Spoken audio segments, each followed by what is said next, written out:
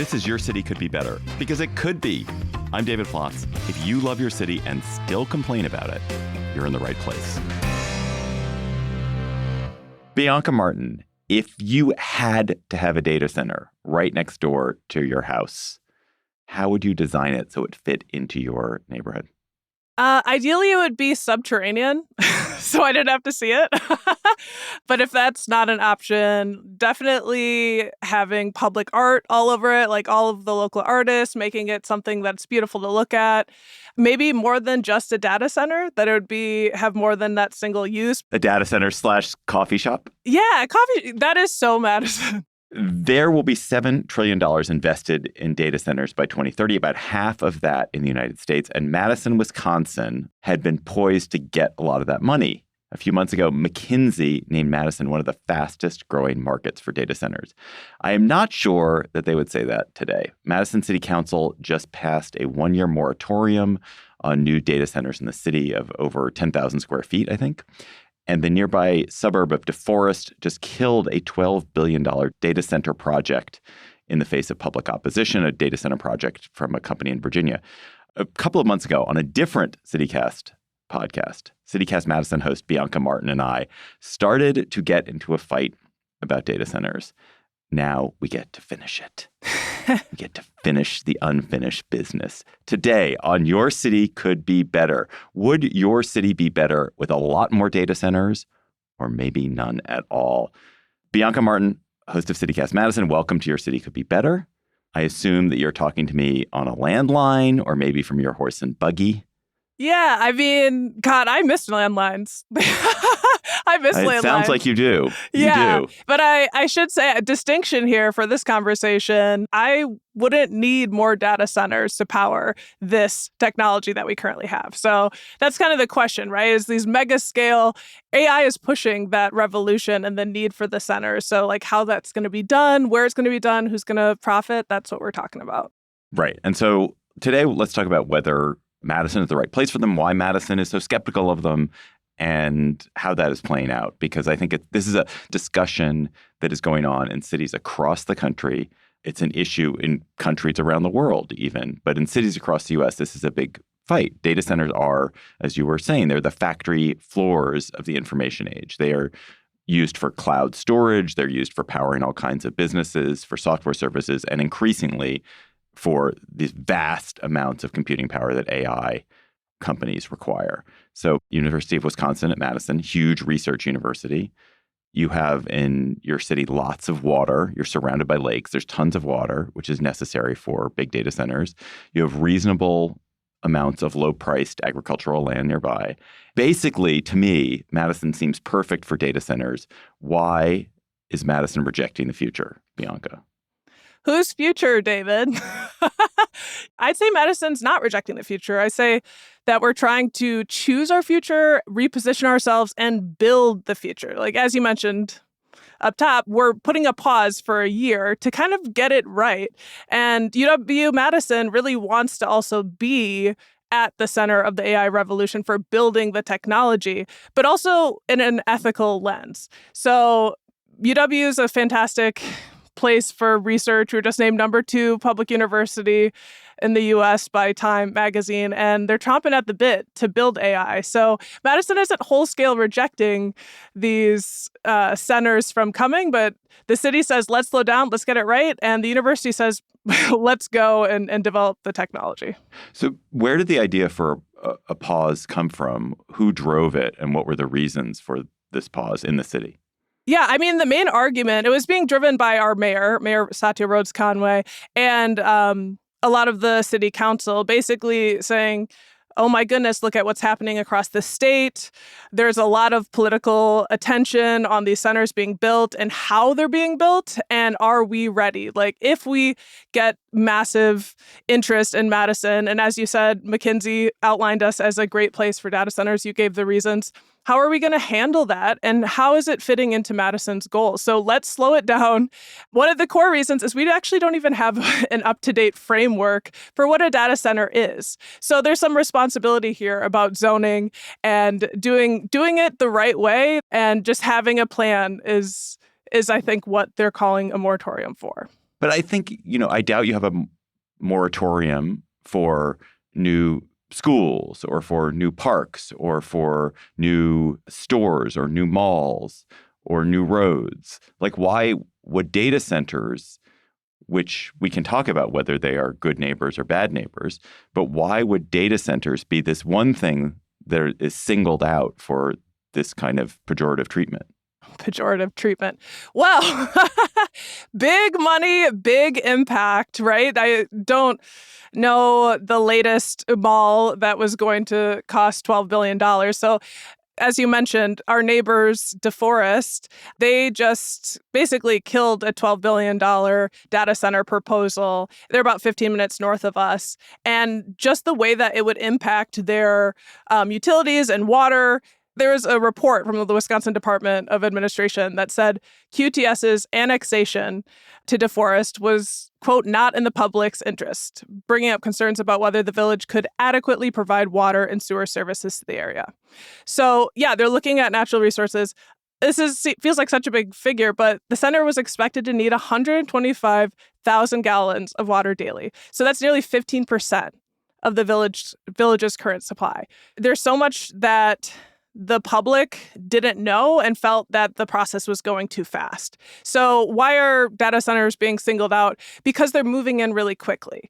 It's obviously being identified as one of the biggest economic drivers of the next couple of decades. And if we're going to do it, just let's do it right. Let's get our resources appropriately handled and recognize, too, that Madison doesn't have a ton of land. So it's a discussion about priorities as well.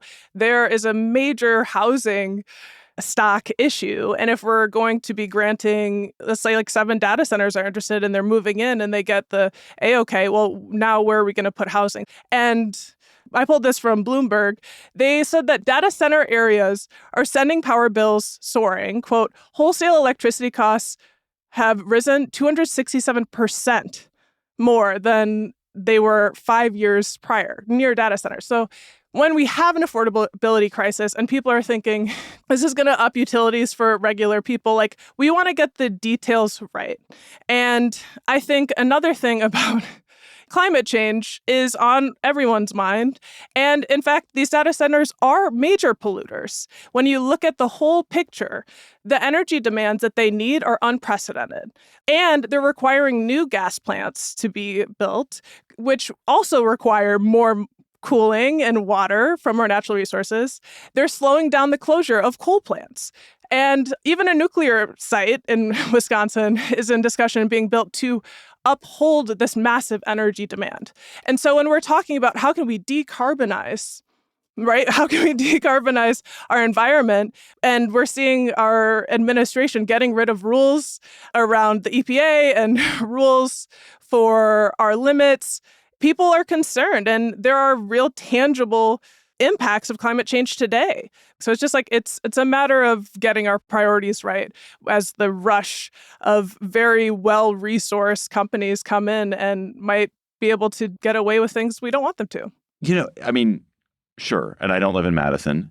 And as far as I know, where I live in Washington, D.C., I don't know that we've had a data center issue. But when I hear you talk about this, it feels to me like a form of NIMBYism disguised as caution or disguised as care, that it's pretextual, people say, oh, we're going to protect farmland, or there's going to be a strain on water capacity, or there's going to be a strain on power, so let's get it right. But what that basically means is don't do it, and not doing it for a year or turning it away entirely, as the town of DeForest does, means that these folks will just go somewhere else. The development won't happen there. It will go elsewhere.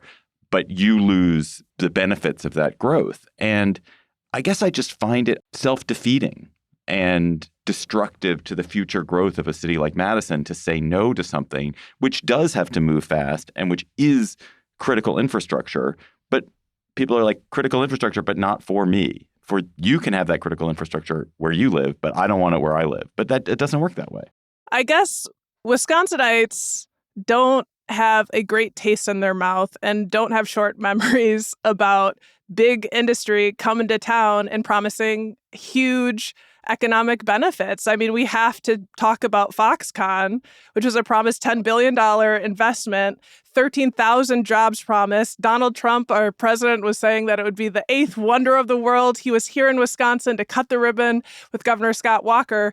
And the local government put $1 billion in infrastructure investment into that project.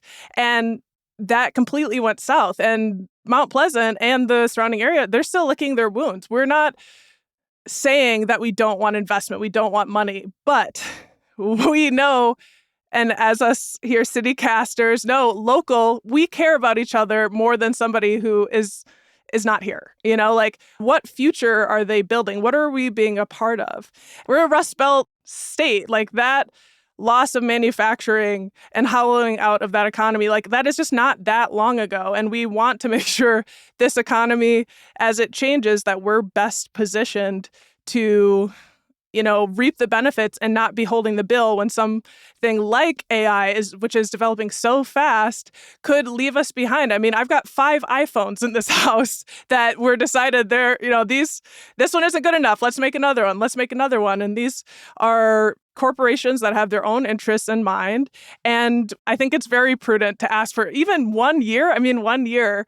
If you can't wait 1 year, if this is such a slam dunk deal, then in a year and a half from now, it should still be a slam dunk deal.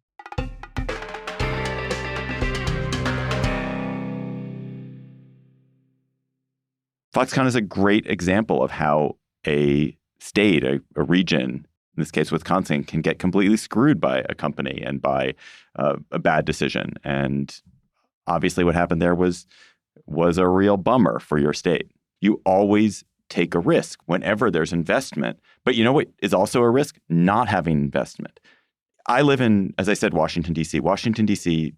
surrounded to the south by Northern Virginia. And Northern Virginia, for a bunch of different reasons, some having to do with the fact that the government's located in D.C., but some having to do with just prudent and ambitious investment in this area, has a huge concentration of data centers. And it's been unquestionably an enormous boon for this region. Enormous.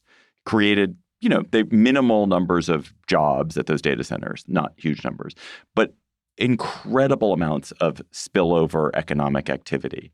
So the one estimate from 2023 is that those data centers created $31 billion in economic activity in Northern Virginia in that year alone, which is a phenomenal amount of money. And it happened, because these centers, these places of capacity were there and people could, take advantage of their proximity to build different kinds of technology businesses off of it. And then there was a real estate prosperity that comes off of it and other sorts of services that come off of it. And Northern Virginia has gone from being a rich area to being one of the richest parts of the entire country because of this. I don't know why a city like Madison, which has this amazing intellectual capacity built in at the university, which has, it's rich in natural resources, would take the risk of foregoing this opportunity. It really, like, when I think about it, I mean, obviously, you and I are seeing this very differently. It feels foolish to me. It really feels foolish. And you're not alone. You're not alone. But one thing I know about people in Madison is we're not foolish people. Like you said, it's a very intellectual city with a fantastic university that is anchoring, building and developing AI ethically. And there are a lot of concerns about AI, and we can dig into that. But why, to your question of, but the money, take the money and run. Don't you see? It's spillover. The word spillover, the amount that we are getting would be astronomically impactful. You're not wrong. But I think what people in Wisconsin, a lot of people in Wisconsin recognize, first of all, it's not cool to be rich in Wisconsin. No one is that. It's cool to be rich in DC. Look at my Lexus. Like, that's not a value of Wisconsinites. What is a value of Wisconsinites really deeply, I think, through and through, and in Madison, is fairness. And the system where there's a man that is about to be a trillionaire who's developing this technology, why them? We want to be that. The University of Wisconsin, we want to do that. QTS is partnering with UW-Madison. $1.5 million. Give us $1 billion. I mean, I know obviously that's not how the world works, Bianca. And we in this country are living in an affordability crisis. And we do have to recognize that around these data centers, utility rates are going up. They're saying that that's the conversations that are happening right now. And one of the reasons to slow this down, because it's not a black or white conversation, but that we need to have assurances that these centers are going to pay their fair share and that normal working class people are not going to be shouldering the burdens of these folks. Of course, there are things that are more important than money, and health and happiness obviously are more important than money. But if you look at the history of the United States and the history of Wisconsin, like so much of what causes prosperity, it causes people to have a level of economic security and prosperity that allows them to thrive, is advances in technology, advances in education, advances in medicine, all of which are driven by investments in the basic infrastructure required to do that. And the University of Wisconsin is seen as a successful university, not because people go and they get a degree. It's seen as a successful university because people go and get a degree, and then they go do things which add value to people's lives in the world. Sometimes that value is in terms of longer life or new medicine. Sometimes they create an object that people want to use. But to do that, you need to have access to the tools, the infrastructure that makes that possible. And like it or not, the infrastructure that's going to most likely advance the economy and create opportunities in the next generation is dependent on this high information, these massive hyperscale server farms, because that's where you're going to get the advances in medicine. That's where you're going to get the changes in technology that will allow fusion to come along and therefore for some of the climate change abatement to be possible. And I think it's really naive and backward looking to say the infrastructure required can go somewhere else and we still get the benefits of it, but it can go somewhere else and they can deal with it. It doesn't work that way. It has to go somewhere. And as it happens, the places where it goes seem to be reaping the economic benefit. And I guess if I were at Madison or if I were an administrator at University of Wisconsin-Madison, I would be really annoyed right now. I'm already pretty annoyed. I don't even live in Wisconsin. I love it. We're doing a good thing. And you're taking one side and I'm taking the other. And I want to be clear that I love science. I live for science. I love innovation. I could not wait to go to UW-Madison. And I think all the power to them in trying to develop this technology for the public interest. And I think that is the question that I want answered. And I know a lot of people want answered, which is we need to unpack the inevitability that this much energy is necessary. What is AI being used for? All of these great advances, right? Fantastic things. We're going to optimize our lives and create better car batteries and catheters, and we're going to change the world the way that we love to do in Madison and the way that we have excelled and shaped the nation. And how do you optimize? You're not. Not if you turn around. Not if you turn all this stuff down. You're not. But we're not. UW is not turning it down. To be clear, they're putting hundreds of millions of dollars into AI. They're opening a new AI computing school. They're bringing 50 faculty. They are. I don't speak for UW. That said, what's cool is they're saying it, and former Vice Chancellor Charles Isbell, he came on the show and talked about this, that we want to have an ethical lens. One of the strengths of the United States of America, of UW-Madison, is the pairing of the humanities with the sciences, letters and sciences. It's one of our most powerful schools for a reason. And we have to think about the ethics. And when we're thinking about optimizing our world, we're thinking about having better lives. And so how do you optimize things? Frequently, surveillance. AI is surveilling people. And as these developments, I've seen them in recent years, I don't know that I'm happier. I'm on my phone. I'm concerned about deep fakes. I'm concerned about AI bots. And I'm not trying to be a technology, dismiss, oh my gosh, look at all the horrible things. I don't want technology. I don't want to say that. But we have to think about the people who are shaping AI. And if we can do it here, fantastic. Or we can have people who live lives that aren't even remotely close to our lives, come in and say how we should use our resources, and then use them in ways that ultimately like have implications for our privacy, have implications for our environment and for our future happiness and well-being. Like it all just needs to be thoughtful. So I guess I'm not saying no data centers. I'm saying slow down. I guess my last point, I suspect that a lot of what is driving the skepticism in Madison and other places about this is a kind of revulsion and fear about AI. And look, why not? One should be super skeptical, but I think you guys are going to regret it.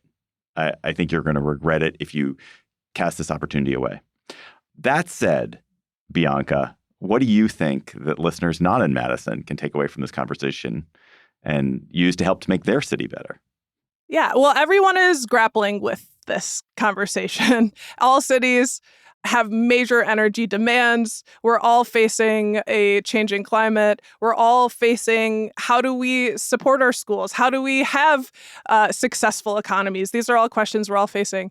And I think if you can take from this conversation that know your value, know that your resources are valuable, and slow down, fall in love, Al Green, get a prenup, make sure that you have assurances and regulations, things that are going to not leave you holding the bag like we had in Mount Pleasant, Wisconsin, Foxconn. Like make sure you're doing your homework and participate in every way.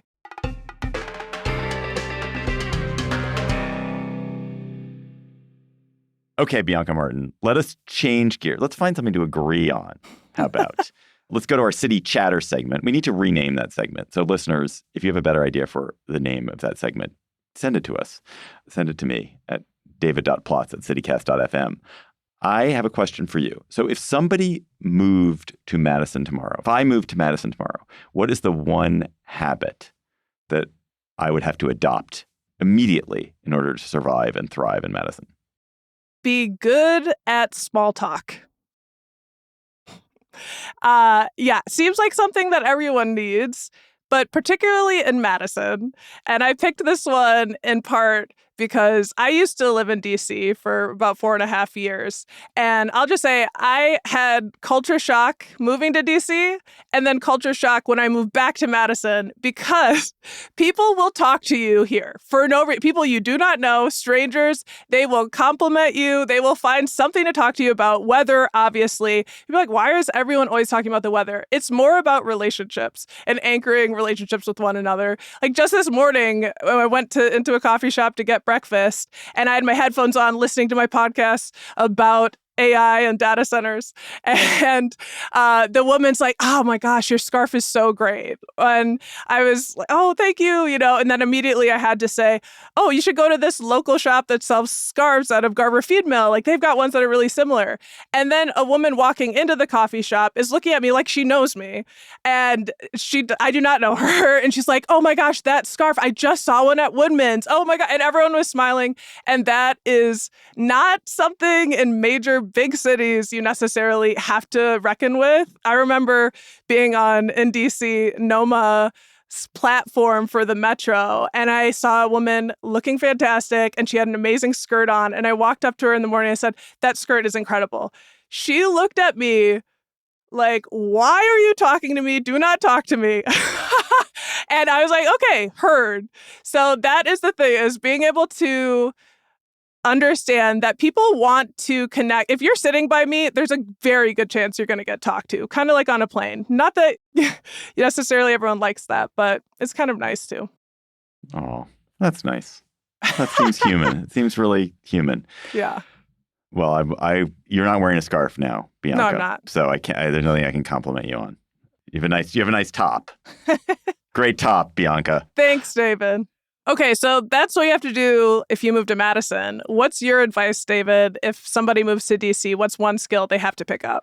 You have to be really comfortable talking about work.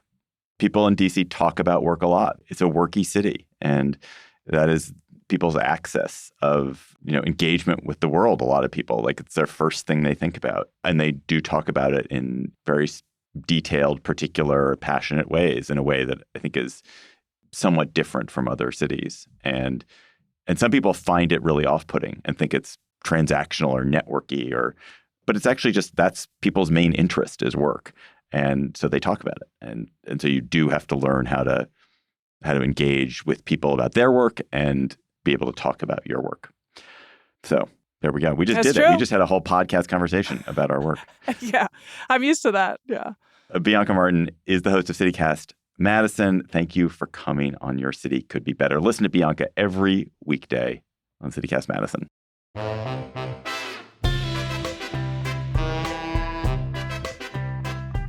That's all for today's episode of Your City Could Be Better. I'm your host, David Plotz. Our producers were Lizzie Goldsmith, Priyanka Tilve, and Haley Sperling. Our music is by Carl Christensen. If you're enjoying the show, why not tell your friends, rate the show, leave us a review wherever you get your podcasts. We will be back next week with another conversation, possibly less contentious, about how your city could be better. I'll talk to you soon.